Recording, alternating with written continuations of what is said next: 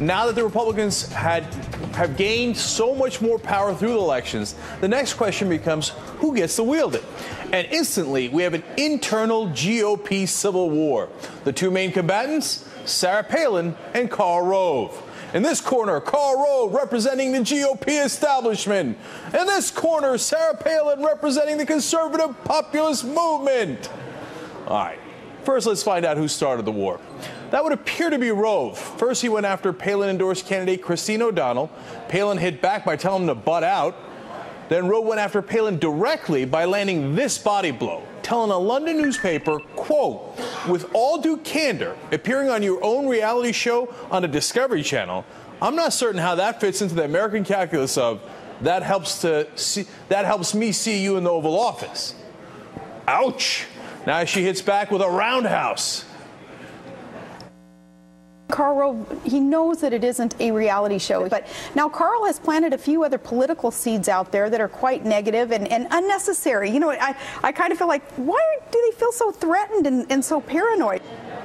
Oh, it's on. I love it. All right, now people are taking sides, and you better grab the popcorn. Okay, now Peggy Noonan, former Reagan speechwriter, jumped at the opportunity to take shots at Palin, who she never liked in the first place. She wrote in the Wall Street Journal, comparing her to Reagan, quote, "The point is not he was a great man and you're a nincompoop, though that is true. Americans don't want as their representatives people who seem empty or crazy.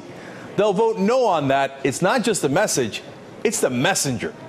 Even more importantly, Representative Spencer Backus, who is now set to head the powerful House Financial Services Committee for the Republicans, said this of Palin, quote, "The Senate would be Republican today, except for the states in which Palin endorsed candidates like Christine O'Donnell in Delaware." He continued by saying Sarah Palin costs us control of the Senate. That is heavy language. I'm going to call that an uppercut. It's on. Full-scale civil war. And the question is why? Has the Republican establishment decided that Palin represents them in a bad light? That's possible. Has she touched a nerve with her populist message? Is it really that populist? I'm not sure, but they seem concerned about it. Or did she do something that made the people that fund the Republican Party mad? Because Rove definitely represents the money part of the GOP. I'm not sure there's even another part, but he definitely represents that part. So one final fun question for you guys. Which side will Rush Limbaugh and the Fox News boys come out on? If they pile on Palin, it's over. But if they back her, then this goes nuclear. I told you this was going to be fun. All right, now joining us, Richard Wolffe, NBC News political analyst, and David Sirota, who's a syndicated columnist and author of Hostile Takeover. Richard, let me start with you. Is this real? I mean, those quotes look like they're very much real and that they're going to battle against one another. It is real, and it's really personal. So the question is, how does this play out as the presidential pack takes off? Because this is a party without a leader. There is competition to say who spends the money, where it gets spent. That's what Karl Rove thinks he's doing with GPS and GPS Crossroads.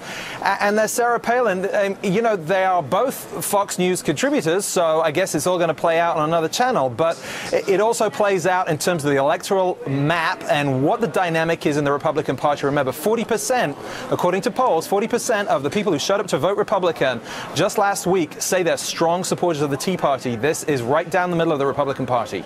So, Dave, let me go to you. Why? Why are they fighting? You know, I don't see what the conflict is. They both seem to be in favor of gigantic tax cuts, et cetera, et cetera. What's the fight about?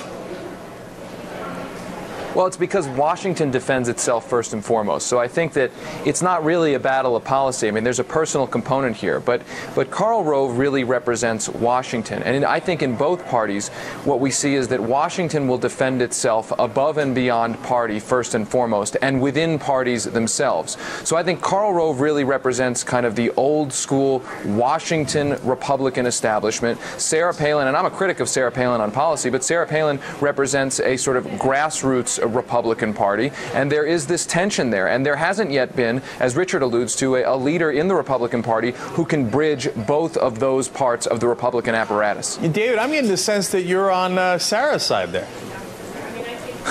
Well, I'm not on her side. It's more like, look, I think one of the fundamental problems in American politics right now in both parties is the Washington establishment of both parties. So I think in both parties, the effort to shake that up, to make the parties more democratic, small d, is probably in the long run a good thing for our small d democracy. All right, Richard, you mentioned Fox News because they're both contributors, Rove and Palin are. So that leads to the interesting question of which side are they going to be on, because that usually determines the winner in Republican politics. I don't know how powerful they are, but look, Sarah Palin brings ratings, she brings attention, we all love talking about her. But one thing you have to say about establishment figures like Karl Rove is that they look at the polls and they know that Sarah Palin, barring something completely unforeseen in our politics, Sarah Palin cannot be elected. She has lost the middle, she has become less popular the more people have seen her since the election of 2008, and that is their problem. It's electability, and that's why Karl Rove spoke out against Christine O'Donnell. So it may be the establishment, it may be the big corporate interests that he represents, the people who are funding his nice little operation he's got there with GPS, but there's an electability argument that at some point Republican voters are going to have to bump up against. They'll have the enthusiasm, they'll have the turnout, and so she can get some way down the field with the primaries, but if they're looking at who can win, Sarah Palin is going to come up short if she's a candidate. David, with the money on Rove's side, it appears, especially within the Republican Party, does Sarah Palin stand a chance, or is she about to get wiped off the board?